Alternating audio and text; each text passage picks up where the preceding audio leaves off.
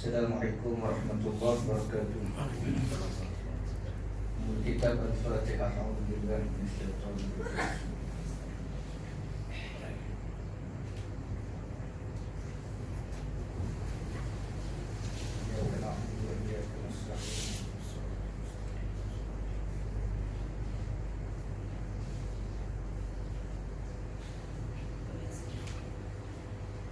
Alhamdulillah hamdan katsiran thayyiban mubarakan fih. Alhamdulillah bi ni'matihi tatimmu shalihat. Wassalatu wassalamu ala Rasulillah wa ala alihi wa ashabihi wa man tabi'ahum bi ihsanin ila yaumiddin. Qala rabbi shrah li sadri wa yassir li amri wahlul 'uqdatam min lisani yafqahu qawli. وقال الله تعالى أعوذ بالله من الشيطان الرجيم وأما من خاف مقام ربه ونهى النفس عن الهوى فإن الجنة هي المأوى. Firman Allah Subhanahu wa taala yang bermaksud, dan adapun orang-orang yang takut berdiri di hadapan Tuhannya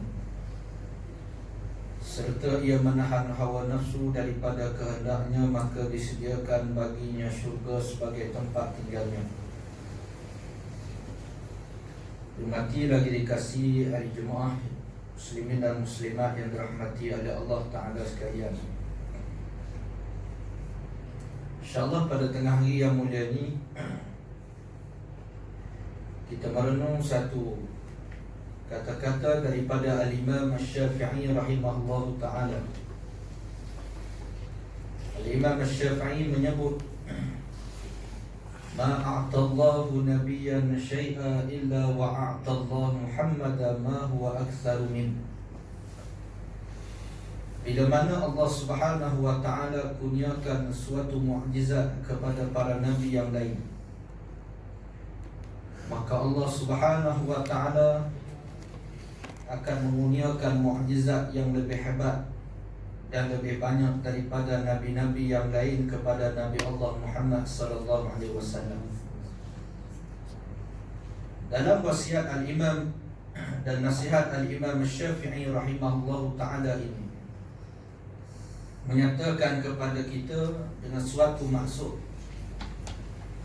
apabila Allah Subhanahu wa taala mengurniakan suatu mukjizat yang Allah Ta'ala kurniakan, mukjizat yang kita sebut juga kelebihan yang Allah Ta'ala berikan kepada para nabi dan para rasul alaihi wassalatu wassalam,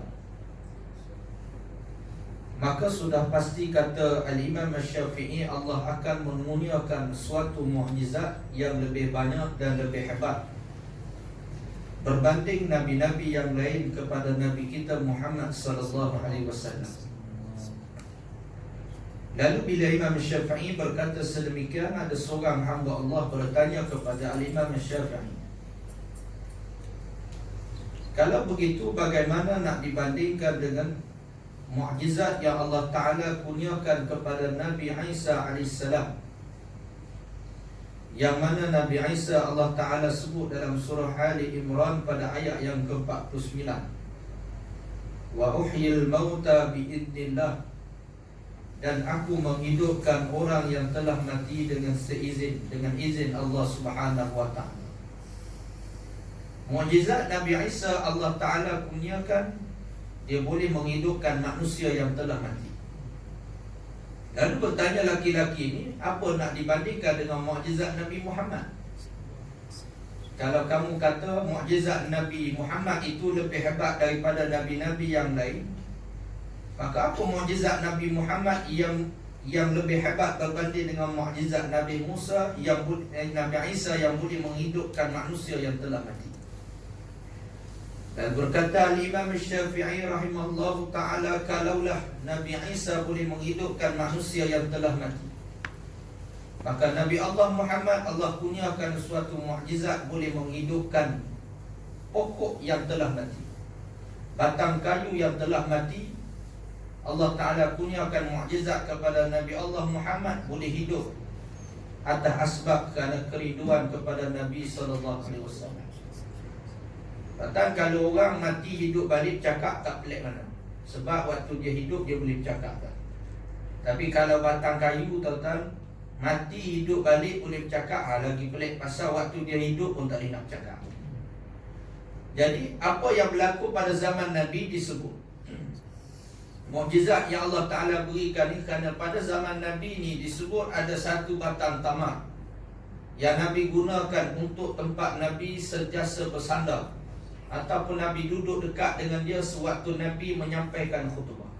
Tiap kali Nabi menyampaikan khutbah, ada satu batang tamar, batang kurma ni yang sentiasa mendampingi Rasulullah, duduk dengan tempat. Nabi duduk dekat dengan dia. Sehinggalah bila mana terlampau ramai orang masuk Islam, hari demi hari, hari demi hari ramai orang masuk Islam, sehingga jemaah makin bertambah ke belakang. Lalu apa yang Nabi ucapkan pun orang mula makin lama makin kurang dengar yang di belakang. Sahabat mula berbincang bagaimana nak buat supaya bila Nabi menyampaikan ucapan, supaya orang belakang boleh dengar juga. Bincang punya bincang, lalu mereka mencadangkan agar dibuat satu tempat yang sedikit tinggi yang kita sebut sebagai mimbar, yang hari ini ada.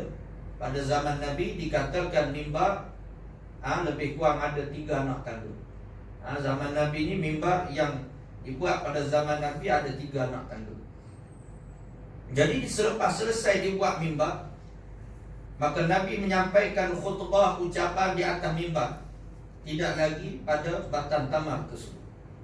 Tiba-tiba dalam satu kisah menyebut sewaktu Nabi nak memulakan ucapan, terdengar satu tangisan, seolah-olah seperti mana budak yang sedang menangis.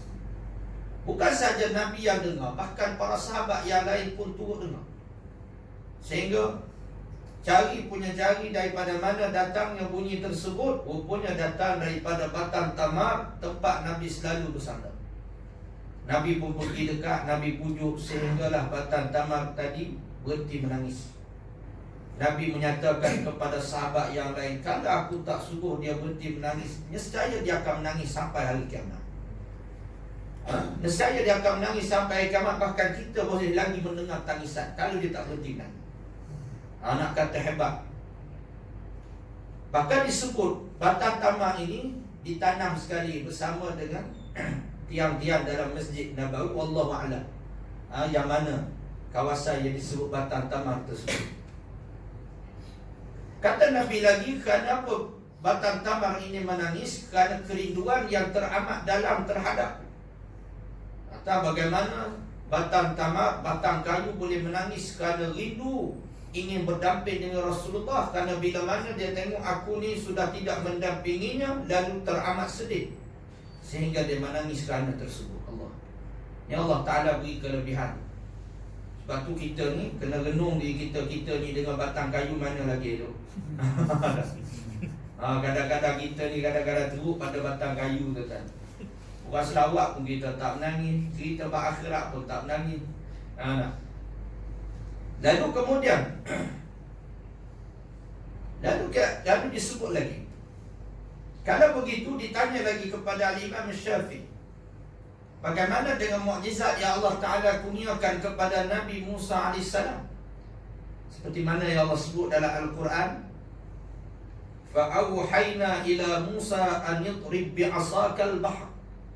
Allah Ta'ala perintah kepada Musa AS, pukullah lautan itu dengan tongkatmu. Lalu kemudian lautan terbelah 2 sehingga tingginya menggunung tinggi. Lalu kemudian bertanya kepada Imam Syafi'i, maka apa mukjizat Nabi Allah Muhammad yang lebih hebat daripada itu? Kalau Nabi Musa boleh belah laut, apa Nabi Muhammad yang lebih hebat? Kata Imam Syafi'i, Nabi Allah Muhammad boleh membelah bulan. Tentang laut tak boleh belah pun kita boleh mandi di laut. Bulan tuan-tuan, bukan saja kita tak boleh nak belah, nak sentuh pun tak boleh bulan. Nak sentuh pun tak boleh. Bahkan disebut, kata ulama sejarah, apabila mereka mengkaji bagaimana Islam sampai ke negara China, Islam sampai ke negara China ni disebut sewaktu peristiwa bulan terbelah. Rupanya pada zaman Nabi itu peristiwa bulan terbelah bukan hanya dilihat di situ, Tetapi seluruh pelosok dunia menyaksikan peristiwa tersebut dan sebagainya yang mengetahui tanda-tanda kebesaran Allah, lalu mereka beriman kepada Allah yang menjadikan tanda-tanda kebesaran tersebut. Maka sebab itu Allah Ta'ala jadikan peristiwa bulan terbelah. Pada hari ini pun kita menyaksikan ada tanda-tanda kesan bahawa bulan itu pernah terbelah. Lalu kemudian ditanya lagi kepada Imam Syafi'i, kalau begitu bagaimana dengan mukjizat Nabi Musa AS yang Allah Ta'ala jadikan air boleh terkeluar daripada celahan batu, yang Allah sebut dalam surah Al-Baqarah pada ayat yang ke-60, wa iz istasqa Musa liqaumihi faqulna idrib bi'asaka al-hajar fanfajarat min husnata asyrata 'ain. Bila mana Nabi Musa bersama dengan kaumnya memohon kepada Allah agar dikurniakan air, Allah Ta'ala perintah, pukullah batu itu dengan tongkatmu. Fanfajarat min husnata asyrata 'aina, maka terpancut keluarlah 12 mata air daripada batu tersebut. Hebat Allah Ta'ala kurniakan mukjizat kepada Musa AS. Lalu kata Imam Syafi'i, kalau Nabi Musa AS boleh mengeluarkan air di celah batu, Nabi Allah Muhammad boleh mengeluarkan air di celah jari jemarinya. Kata keluar ikut celah batu, hebat dah. Tapi keluar air di celah jari jemari seorang manusia, itu lagi hebat. Sehingga air yang keluar daripada peristiwa Nabi Allah Muhammad itu bukan sekadar dibuat minum, bahkan digunakan untuk diambil wudu. Sebab tu ada satu teka-teki tu. Air apa? Bukan daripada langit, bukan daripada bumi, tapi boleh digunakan untuk mengambil wudu. Ada teka-teki. Disebut air apa? Iaitu air yang keluar daripada celah jari jemari Rasul. Air itu saja. Tak cari air mana, takkan jumpa. Itu baru teka-teki tuan-tuan. Ni teka-teki bodoh-bodoh ya kan. Kita nak teka-teki kat anak-anak kita, biar teka-teki yang bermanfaat. Ni ayah nak teka-teki ni, baru dapat teka-teki. Air apa? Bukan daripada langit, bukan daripada bumi, yang boleh diambil wudu. Air apa? Tak. Air hujan daripada langit, dan sebagainya. Jadi maka apa?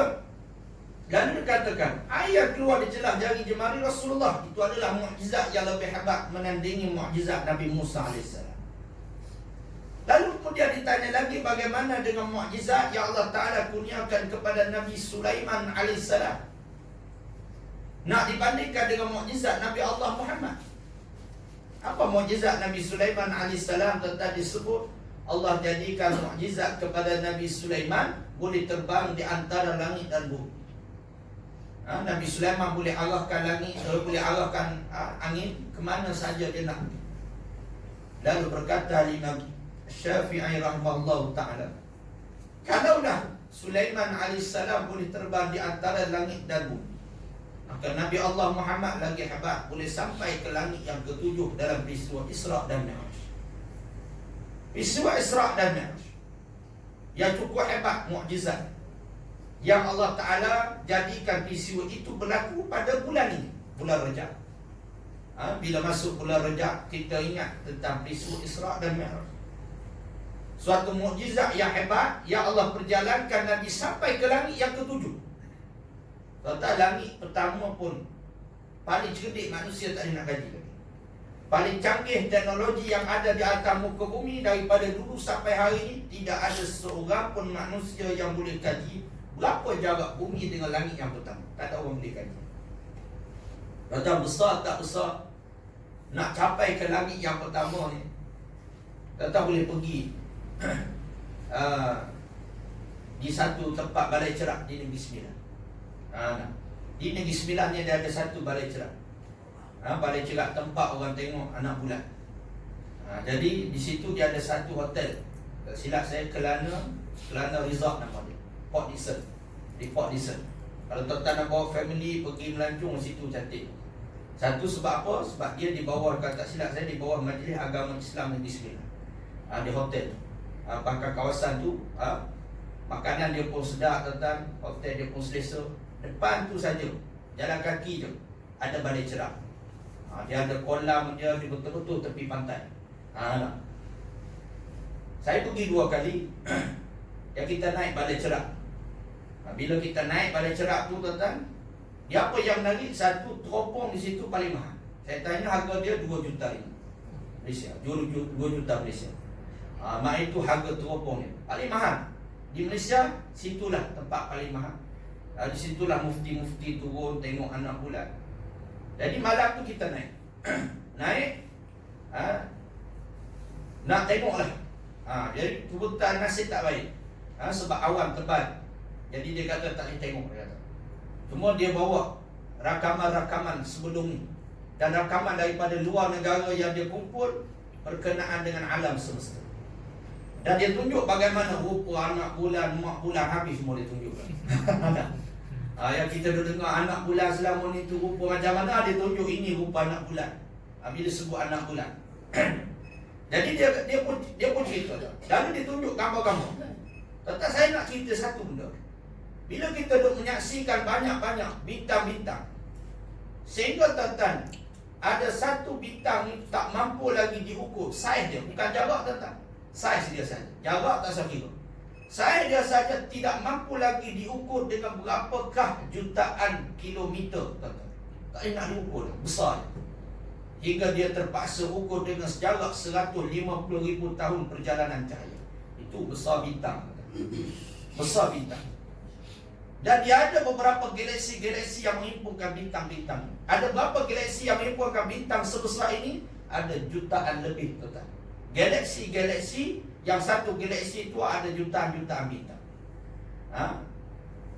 Tak termasuk bumi ini satu galaksi dia. Itu besar mana satu galaksi tuan-tuan, wallahu ta'ala alam. Dia kata jutaan itu, dia kata lebih banyak daripada bilangan pasir yang ada di atas muka bumi. Tuan-tuan, sebesar itu baru di bawah langit yang pertama.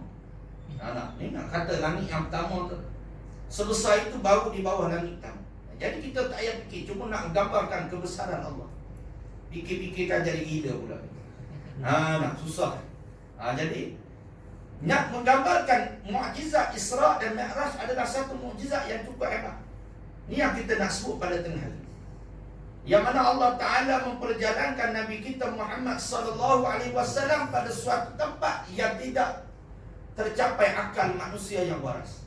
Tetapi wajib kita beriman, kerana tidak mustahil bagi Allah Subhanahu wa Ta'ala yang memperjalankan hamba-Nya. Saya bagi analogi yang cukup mudah, tentang contoh yang cukup mudah. Kerana Nabi itu diperjalan, bukan Nabi yang jalan naik sampai ke langit. Kalau Nabi yang jalan, ya kita pelik. Macam kita lah, air ni tuan-tuan, dia bergerak daripada kiri ke kanan. Saya yang tolong gerakkan. Lainlah kalau air tadi berjalan waktu Ustaz Luqman berkuliah. Itu memang pelik. Walaupun memang Allah Ta'ala boleh buat, ya, tak mustahil. Tapi begitulah nak digambarkan. Kalau Nabi yang diperjalan, tak pelik. Tak pelik peristiwa ini. Cuma apa saya nak beritahu pada tengah hari, bukanlah perjalanan cerita itu, tetapi nak beritahu apa pengajaran Allah Ta'ala nak letak dalam peristiwa ini, menjadi pengajaran kepada kita semua. Hari-hari bila mana kita dengar Isra' dan Mi'raj, apa kita nak ambil daripada Isra' dan Mi'raj sebenarnya? Adakah hanya cerita yang sedap didengar dengan telinga semata-mata? Tidak. Pertama, kata ulama, Isra' dan Mi'raj mengajar kepada kita bagaimana Allah nak memulakan perjalanan agung. Allah Ta'ala bersihkan jiwa Nabi, hati Nabi, dibedah dada Nabi, lalu dibersihkan dengan air Zam-Zam. Yang mana itu khusus untuk peristiwa itu. Jangan pula kita ni buat bid'ah. Kita kata lepas ni nak hati suci, kena belah dada, kena suci dengan air Zam-Zam pula. Tidak, itu khusus untuk itu saja. Lalu kemudian kata ulama, daripada peristiwa ini Allah Ta'ala nak mengajar kepada kita yang hari ini bagaimana kita nak ambil daripada pengajaran peristiwa itu, iaitu seorang hamba dia mestilah menyucikan jiwanya sebelum dia menghadap Tuhan. Tetapi kita, bila kita nak menghadap Allah, bersihkan jiwa kita. Nak menghadap kita, sekarang ni kita duduk di atas perjalanan kita nak mencapai redha Allah, nak bertemu dengan Allah Subhanahu wa Ta'ala. Ya, kita yakin akidah kita, akidah Ahlussunnah wal Jamaah, meyakini hakikat kita akan bertemu dengan Allah. Faman kana yarju liqa'a rabbih falyamal 'amalan salihan. Allah Ta'ala sebut dalam suratul Kahfi, siapa dia yang bercita-cita agar dia dipertemukan dengan Allah di akhirat kelak, falyamal amalan salih, dia mesti beramal dengan amal yang salih. Dan kita akan bertemu dengan Allah Subhanahu wa Ta'ala. Maka bagaimana kita nak bertemu dengan Allah? Beramal dengan amal yang salih. Lalu bagaimana amal salih itu diterima di sisi Allah? Amal salih yang dilakukan dengan hati yang salim. Sebab tu bila kita boleh sucikan daripada hadas besar, hadas kecil. Zahir kita boleh bersuci dengan kita mandi wajib, dengan kita mengambil air sembahyang. Tapi tetap secara batinnya, iaitu wajib kita menyucikan daripada sum'ah, ujub, takabur, riak dan sebagainya. Ini yang kita nak kena sucikan. Tetap saat kita basuh anggota wudu kita tadi, sebenarnya kita sedang menyucikan hati kita. Ini nak ada Allah seketika nanti. Sebab tu selalu saya sebut, kita semua ni masuk menghadap Allah, satu ajaran agama yang menyamakan semua adalah hamba Allah Subhanahu wa Ta'ala. Dia tidak mengira siapa pangkat. Sebab tu, siapa yang pangkat dia hebat, dia tak boleh lebih pada imam. Dia mesti tu ikut imam. Ajaran Islam tentang satu ajaran yang cukup hebat. Berapa tinggi pangkat dia, sujud dia sama. Dahi dia wajib menyentuh kepada bumi. Tidak ada kalau dia pangkat tinggi sikit, dahi dia tak payah sujud sentuh sangat bumi, tak ada. Rokoknya sama. Sebab tu ada seorang tentang dia mengkaji Islam. Dia tengok orang Islam ni, dia cukup kagum sehingga dia masuk Islam. Dia tengok apa dia? Dia tengok cara orang Islam sembahyang berjemaah. Dia kata, tak ada aku tengok benda yang paling hebat, lebih hebat daripada kawat kaki lagi, iaitu solat berjemaah. Dan sebab apa dia kata? Dia kata sekata ikut imam, walaupun imam berpaling ke depan, tak berpaling ke belakang. Tentang kawat kaki tu, yang kondak kawat tu, dia berpaling kepada orang yang dia kondak. Tapi dia kata solat berjemaah, dia kata semua orang boleh ikut imam, walaupun imam tak berpaling ke belakang. Tak ada tentang sembahyang berjemaah imam menghadap ke makmum. Tak ada. Okey, semua kita nak angkat takbir. Okey, sedia angkat takbir, okey baik angkat takbir. Tak ada. Tapi dia boleh taat, patuh dengan tertib. Hebat Islam ajar tu. Hingga kerana itu dia masuk Islam. Allah. Tapi nak kata tentang bagaimana sembahyang kita mengajar pada kita, apa pun pangkat, kita kena buang pangkat kita di luar. Dan kita masuk sebagai hamba Allah Ta'ala. Ya, saya tahu dalamnya ada orang pangkat yang tinggi, ada yang pangkat rendah sikit dan sebagainya. Tapi saat kita menghadap Allah, saat kita menuntut ilmu, saat kita mencari ilmu agama, saat kita nak hilangkan kejahilan, bersihkan jiwa kita daripada kotoran maksiat. Dan begitulah kotoran rasa hebat dengan pangkat yang Allah Ta'ala beri pada kita. Selama mana benda itu ada dalam jiwa kita, tetap kita tak akan jumpa jalan untuk kita kenal Allah Subhanahu wa Ta'ala. Sebab tu jangan kita ni bawa masuk masjid, bawa masuk surau sekali dengan pangkat kita. Payah tentang ilmu pun tak akan masuk. Sebab apa? Bila ustaz tu kuliah, kita akan mula kata, siapa dia nak cakap benda-benda ni. Benda ni tetap berlaku. Bahkan berlaku pada ada sahabat saya, dia imam satu tempat ni. Jadi ahli jemaah ni dia selalu komplain, jemaah tempat orang-orang kaya. Ada Tan Sri, Datuk, Datuk Sri. Jadi apa-apa sikit dia komplain. Termasuklah kuliah, dia akan komplain kalau tak kena dengan telinga dia. Jadi ada seorang ustaz ni berkuliah bab fiqh, bab taharah, bab bersuci tu. Jadi memanglah bab bersuci ni panjang, bab perbahasan dia. Jadi bulan depan mari bab bersuci pula, bulan depan mari bab bersuci pula. Jemaah ni pun tegur dia. Dia kata, apa ke benda ustaz ni kata? Tiap-tiap mari je bab taharah, mari je bab taharah. Kata ayam. Dia nak suruh ustaz ni kuliah kena dengan telinga ni. Dia kata, apa ke benda ni? Mari bab taharah, mari bab taharah. Tak ada bab lain ke nak cakap? Kata tak suka tak apa, jangan. Kita Imam Ghazali ajar dah. Kalau kamu tak suka, tak nak terima apa yang dia ajar, tak selari dengan jiwa kamu, Imam Ghazali dah ajar dah. Kamu jangan duduk dengan dia. Kamu boleh pergi cari guru yang lain yang kamu boleh terima perkataan, dan kamu kembali pada dia. bila mana jiwa kamu boleh kembali menerima nasihat. Itu cara. Tetapi dia ni sebab dia rasa dia sombong dengan pangkat. Bila dia komplain, ustaz ni pasal apa ustaz ni mengajar sini, lalu dia buat apa? Dia bercakap kat belakang. Setiap kali kuliah pergi, dia bercakap kat belakang. Jadi ustaz ni kadang-kadang ditegur secara umum.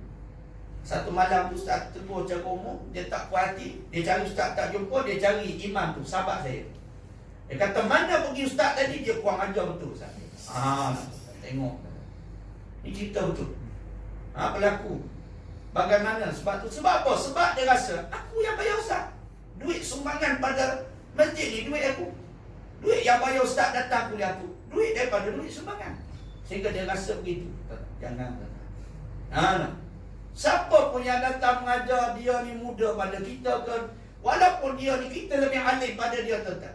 Kalau kita nak manfaat, hilangkan kotoran yang ada dalam hati kita. Sebab itu pentingnya seorang bila dia nak menghadap Allah, dia nak mencari redha Allah, dia kena hilangkan kotoran dalam hati. Sebab itu perbanyakkan istighfar, minta ampun pada Allah. Istighfar paling ringkas, tuan-tuan, astagfirullah, astagfirullah, astagfirullah, cukup. Walaupun kita tak boleh nak istighfar panjang-panjang, tak apa, istighfar yang ringkas cukup. Karena Nabi ini mengungkapkan juga istighfar yang ringkas, astagfirullah, astagfirullah, astagfirullah di antaranya. Jadi maka sebab itu yang pertama, penyucian jiwa kita kepada Allah. Bahkan Allah Ta'ala sebut, Sabbahalillah ma fis samawati wa ma fil ard. Telah bertasbih. Apa maksud tasbih? Menyucikan jiwa mereka, menyucikan diri mereka. Sebab itu di antara kita sentiasa disuruh bertasbih, subhanallah, bertahmid, alhamdulillah, bertakbir, Allahu Akbar. Ini semua adalah untuk menjaga hati kita daripada bersifat sombong dan angkuh kepada Allah. Kemudian yang kedua, bagaimana Isra' dan Mi'raj memberi pengajaran kepada kita. Tentang Isra' dan Mi'raj, Allah perlihatkan suatu gambaran yang tidak pernah terlihat oleh fikiran, akal fikiran manusia.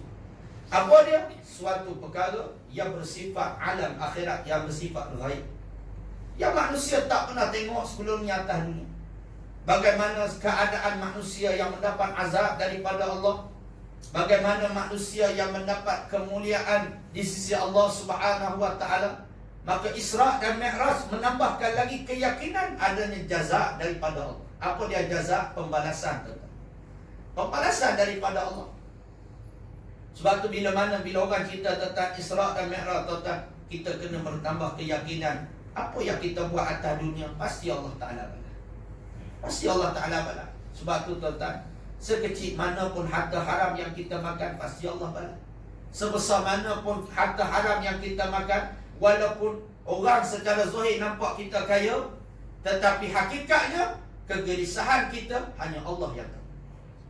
Ini maknanya, benda ni pasti Allah Ta'ala akan balas.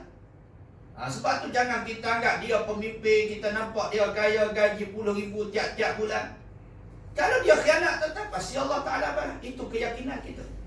Sebab tu Isra' dan Mi'raj mengajar pada kita, jaza Allah itu maha adil. Pembalasan Allah Ta'ala itu bersifat maha adil. Sebab tu makin kita yakin dengan pembalasan Allah. Kadang-kadang ada balasan Allah Ta'ala dah zahirkan atas muka bumi lagi.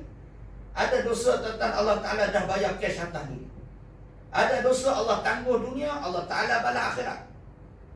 Ada dosa Allah Ta'ala tak balas lagi kat dunia, Allah Ta'ala balas di hujung usia dia. Macam-macam.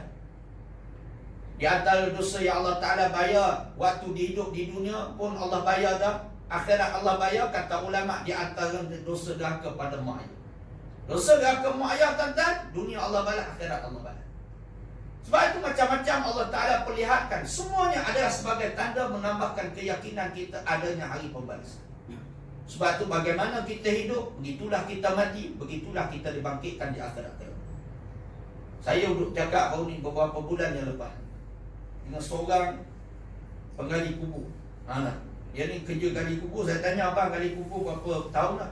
Dia kata lebih kurang 35 tahun sahaja. 35 tahun kerja gali kubur je. Dia kalau tak silap gali kubur ni allowance dia satu lubang kubur RM100. Tak silap saya. Nak kubur lah tuan-tuan nak buat kerja sampingan. Boleh 5 lubang sehari pun okey dah tuan-tuan, 500 hari. Tapi nak boleh ke 5 lubang tu mampu dulu lah. 1 lubang pun tak larat dah tuan-tuan. Jadi dia kerja tuan-tuan, tiap-tiap hari kerja dia gali kubur. Dengan majlis bandaran. Jadi maknanya dia gali kubur macam-macam orang. Yang pangkat paling tinggi pun dia pernah gali dah, dia kata ustaz. Yang orang pangkat paling tinggi, kubur ulama, habis semua dia gali dah. Saya pun tanya dia, abang tak pernah jumpa kes pelik-pelik? Kita sukalah dengar kes pelik-pelik ni. Sembang-sembang yang tu kita nak dengar. Jadi dia pun cerita, dia kata banyak ustaz. 35 tahun ni Allah Ta'ala ni seolah-olah kerja dia ni hari-hari Allah bagi tazkirah pada dia. Hari-hari Allah bagi tazkirah. Jenazah yang elok pun dia jumpa, jenazah yang tak elok pun dia. Di antara dia kata pernah dia gali jenazah seorang mu'alaf yang tersilap tanam di perkuburan Cina. Seorang tak tahu dia Islam. Ahli waris dia yang Islam tutup agar digali balik, pindah kubur. 4 tahun ustaz, jenazah dia elok, kain kafan dia elok. Masya Allah. Jenazah dia elok, kain kafan elok. Kalau kita mengaji tuan-tuan, saya pernah mengaji. Jenazah ni ada 3, satu jenazah yang kain kafan hancur, jenazah hancur. Ni jenazah biasa. Ada yang kain kafan hancur, jenazah tak hancur. Ni sebahagiannya ada orang yang soleh sebegini. Biasanya kalau kain kafan tak hancur, jenazah tak hancur, tuan-tuan ni betul-betul soleh. Sebagai orang-orang yang dekat dengan Allah, memang Allah Ta'ala muliakan sebegini. Dia kata 4 tahun ustaz, kain kafan tak ukur. Itu pelik. Jenazah yang dia tanam, ada jenazah yang paling wangi sepanjang 35 tahun ada. Dia sebut nama saya tak ingat. Iaitu mantan Mufti Selangor. Dia sebut nama saya pun tak ingat. Mantan Mufti Selangor nama apa. Tapi dia kata itu jenazah paling wangi saya tanam.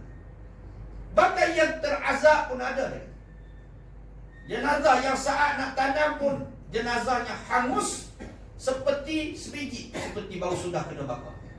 Sebiji bau sudah kena bakar, hitam, legam, hangus terbakar.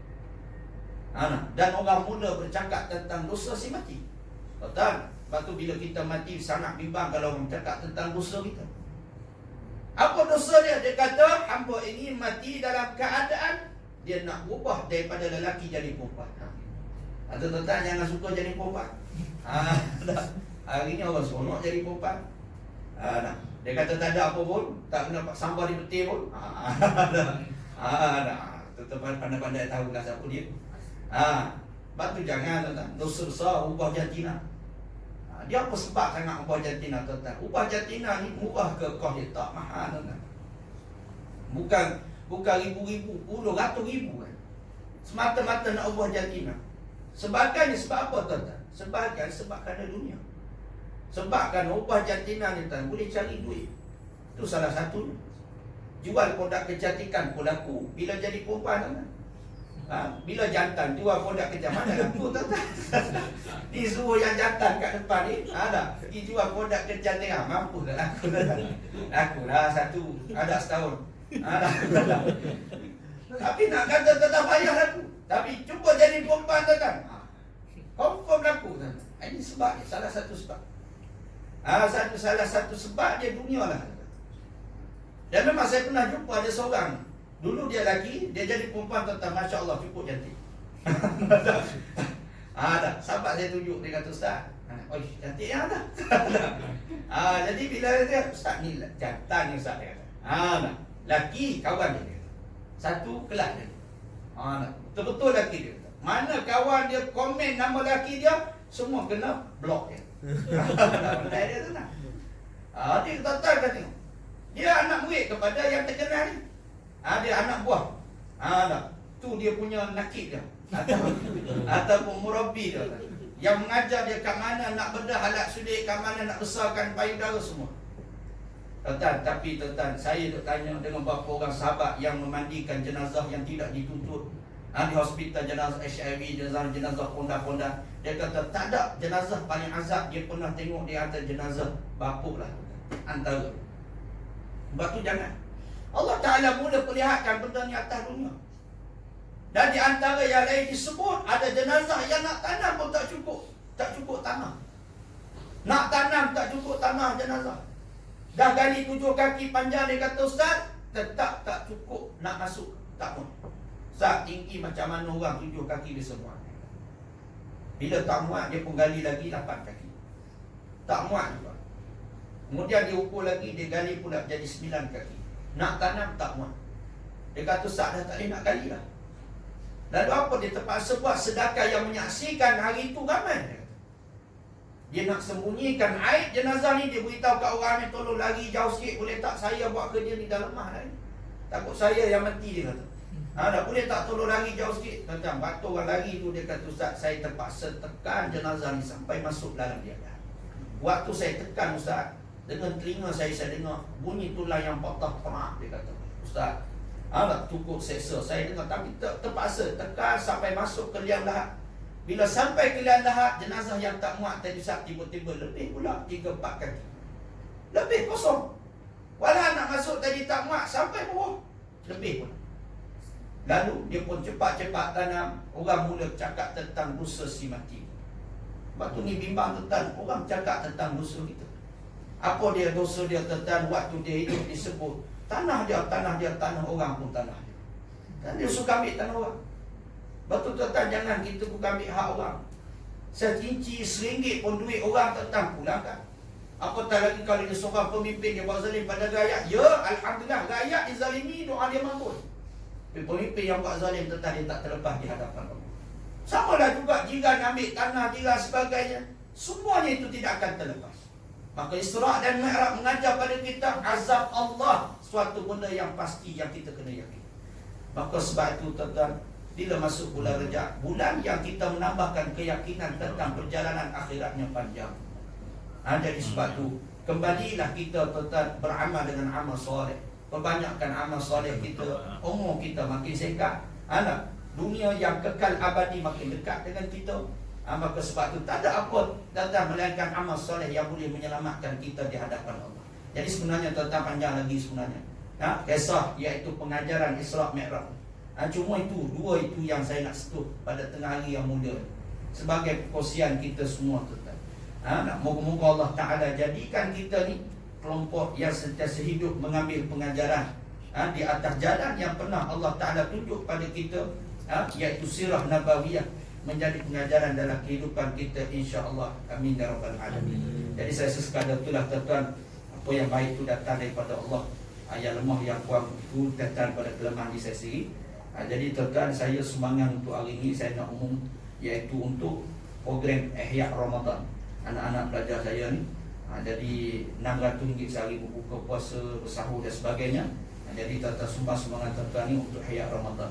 Kemudian yang kedua, tuan-tuan kalau tuan-tuan berminat untuk berwakaf. Jadi sekarang ni saya tengah usahakan iaitu kompleks pengajian percuma di tanah wakaf. Tanah wakaf, orang wakaf di Terengganu 2 ekar tuan-tuan. Jadi sekarang ni dah mula berjalan tambung tanah, clear tanah tu. Jadi siapa-siapa yang nak berwakaf, satu wakaf RM50 tuan-tuan. Wakaf ni dia kekal tuan-tuan, insya-Allah menjadi saham yang kekal. Tuan-tuan nak niat atas nama si mati pun boleh jumpalah dengan saya, insya-Allah. Aku qali hadza wa astaghfirullahal azim li wa lakum. Assalamualaikum warahmatullahi wabarakatuh.